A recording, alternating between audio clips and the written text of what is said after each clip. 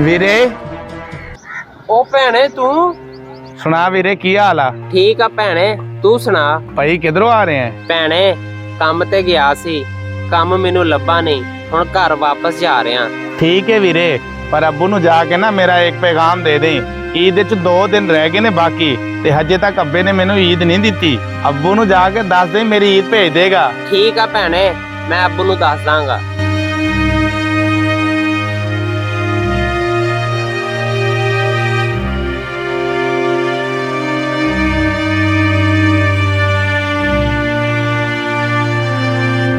ਹਾਂ ਪੁੱਤ, ਅੱਜ ਫੇਰ ਵਾਪਸ ਆ ਗਏ, ਕੰਮ ਨਹੀਂ ਲੱਭਿਆ?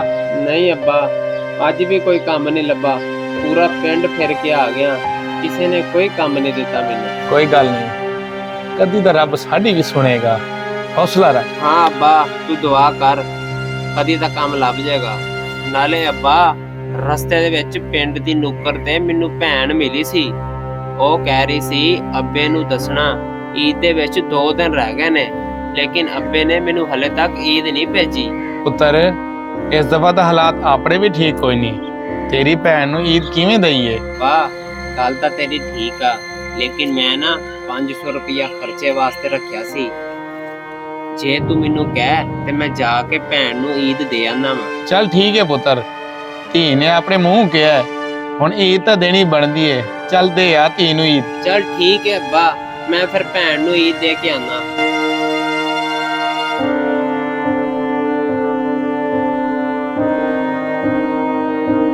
ਸਲਾਮ ਅਲੈਕਮ ਭੈਣੇ, ਕੀ ਹਾਲ ਆ? ਵਾਲੇਕੁਮ ਸਲਾਮ, ਖੈਰ ਨਾਲ ਆਏ ਵੀਰੇ?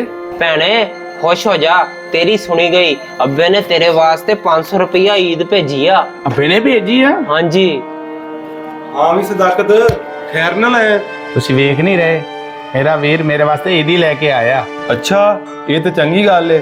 ਚਲੋ ਇਹਨੂੰ ਰੋਟੀ ਛੋਟੀ ਖਵਾ, ਮੈਂ ਕੰਮ ਤੇ ਜਾਣਿਆ ਵਾਂ, ਮੈਨੂੰ ਨਾ ਦੇਰ ਹੋ ਰਹੀ ਏ। ਠੀਕ ਹੈ ਫਿਰ ਮੈਂ ਆਉਣਾ। ਠੀਕ ਹੈ ਜੀ, ਤੁਸੀਂ ਜਾਓ ਕੰਮ ਤੇ। ਵੀਰੇ ਤੂੰ ਇੱਥੇ ਬਹਿ, ਮੈਂ ਤੇਰੇ ਵਾਸਤੇ ਰੋਟੀ ਲੈ ਕੇ ਆਨੀ ਆ, ਬੈਠੋ ਇੱਥੇ।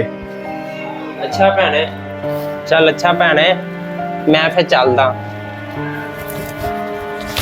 ਵੀਰੇ ਇਹ 5000 ਰੁਪਇਆ ਹੀ, ਇਹ ਅੱਬੂ ਨੂੰ ਦੇ ਦੇ, ਤੇ ਉਹਨੂੰ ਕਹੀਂ ਤੇਰੀ ਧੀ ਨੇ ਭੇਜਿਆ ਹੈ, ਤੇ ਘਰ ਦਾ ਖਰਚਾ ਕਰ ਲੇਗਾ। ਭੈਣੇ ਮੈਨੂੰ ਤੇਰੀ ਗੱਲ ਸਮਝ ਨਹੀਂ ਆਈ, ਪਹਿਲੇ ਤੂੰ ਮੂੰਹੋਂ ਮੰਗ ਕੇ 500 ਰੁਪਇਆ ਈਦੀ ਲਈਏ, ਹੁਣ 5000 ਰੁਪਇਆ ਤੂੰ ਸਾਨੂੰ ਦੇ ਰਹੀ ਹੈ। ਵੀਰੇ ਤੁਹਾਨੂੰ ਨਹੀਂ ਪਤਾ, ਤੁਹਾਡੇ 500 ਦੇਣ ਨਾਲ ਮੇਰਾ ਸੋਹਰਿਆ ਸਰ ਉੱਚਾ ਹੋ ਗਿਆ, ਤੇ ਮੈਂ ਕਈ ਤਾਨਿਆਂ ਕੋਲੋਂ ਬਚ ਗਈ ਆ। ਨਾਲੇ ਮੈਨੂੰ 500,000 ਦੀ ਲੋੜ ਨਹੀਂ, ਮੈਨੂੰ ਤਾਂ ਸਿਰਫ ਪੇਕਿਆਂ ਦੇ ਪਿਆਰ ਦੀ ਲੋੜ ਏ। ਠੀਕ ਆ ਭੈਣੇ, ਮੈਂ ਤੇਰੀ ਗੱਲ ਸਮਝ ਗਿਆ, ਚਲੋ ਮੈਂ ਚੱਲਦਾ।